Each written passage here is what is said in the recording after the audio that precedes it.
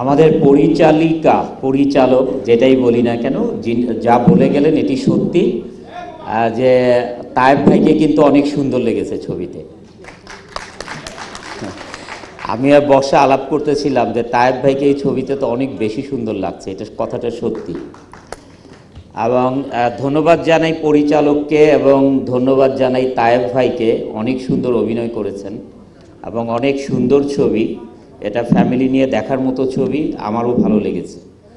তবে যখন পরিমণির ইউটার্ন হয়, হাজব্যান্ডের প্রতি তার ভালোবাসা আসে, তখন অবশ্য যে গানটা যে লিখেছেন, যে গেয়েছেন, আমি জানি না কে, তবে গানটা অনেক ভালো হয়েছে।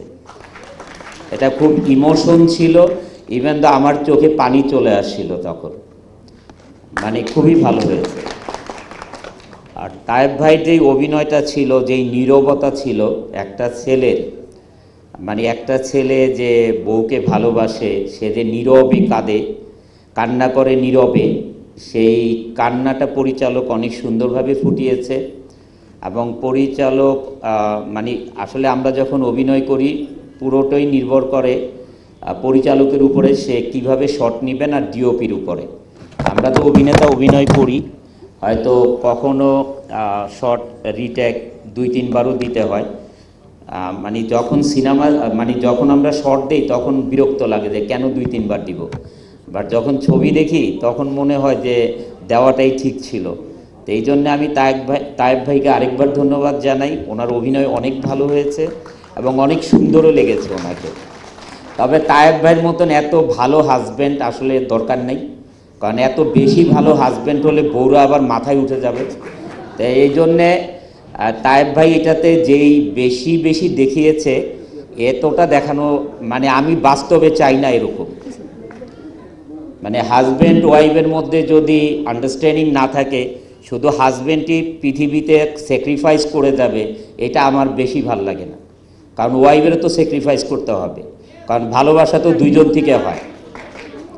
যেমন নিঃস্বার্থ ভালোবাসাতে আমি দেখিয়েছিলাম অনেক বেশি, মানে বউর প্রতি, মানে বউ বলেন বা গার্লফ্রেন্ড বলেন, এত বেশি ভালোবাসা ছিল, এটা দর্শক আমার পিছন থেকে গালাগালি করতেছিল যে ভালোবাসা উতরায়ে পড়ে। হ্যাঁ, সত্যি বললাম, নিঃস্বার্থ ভালোবাসার সময় মানে বলে যে ভালোবাসা উতরায়ে পড়ছে না এত, মানে যারা আসলেও মানে পৃথিবীতে ভালোবাসা এমন জিনিস, এটা দুজন থেকেই আসতে হয়। হাজব্যান্ড ওয়াইফের দুইজনের মধ্যে যদি বন্ধন ঠিক না থাকে, ভালোবাসা দুজন থেকে না আসে, এটা তো কেউ মানে মেরে কেটে করানো যাবে না। যাই হোক, এটা সিনেমা, গল্পটা যে লিখেছেন ভালো লিখেছেন, লাস্টে দিয়ে ইমোশনটাও তুলে ধরেছেন। ডিরেক্টরের অনেক কষ্ট ছিল, তায়েব ভাইয়ের কষ্ট ছিল, পরিমণিরও কষ্ট ছিল। তবে বাস্তবে এতটা না হলেই চলবে। বাস্তবে আমি চাই হাজব্যান্ড এবং ওয়াইফ দুইজনের প্রতি ভালোবাসা থাকবে, পরকীয়া থাকবে না। কারণ এই পরকীয়া পৃথিবীকে ধ্বংস করে ফেলেছে, জনজীবনকে ধ্বংস করেছে এই পরকীয়া। মানে মানুষের ওয়াইফ আরেকজনের সাথে প্রেম করে, যে এটা মানুষের জীবনকে ধ্বংস করে ফেলেছে। এই ফেসবুক আসার পরের থেকে তো প্রেমের আর শেষ নাই। আর যাই হোক, আমি এক কথায় বলবো, ছবিটা আমার অনেক ভালো লেগেছে। এই জন্যে ভালো লেগেছে যে এই ছবিটার ভিতরে মেসেজ ছিল, লাস্টে যে মেসেজগুলো ছিল এগুলো সমাজের জন্য অনেক দরকার। কারণ আমরা সিনেমার গরু গাছে উঠাই, আপনারা সবাই জানেন। মানে গল্পের সাথে জীবনের কোনো মিল নাই, তবে এটা গল্পের সাথে জীবনের অনেক মিল। মানে কিছু পুরুষের জন্য, সবার জন্য না। তারপরও আমরা সবাই তায়েব ভাইয়ের এই ছবিটা হলে গিয়ে দেখব।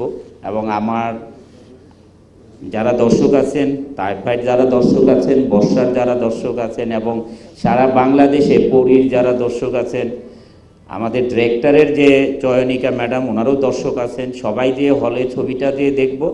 কারণ সবাই ছবিটা দেখে প্রশংসা করবে।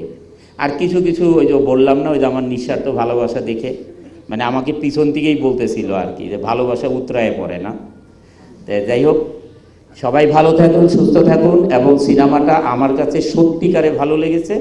আপনারা এই সিনেমাটা নিয়ে লেখালেখি করুন। সবাই সুস্থ থাকুন। খোদা হাফেজ।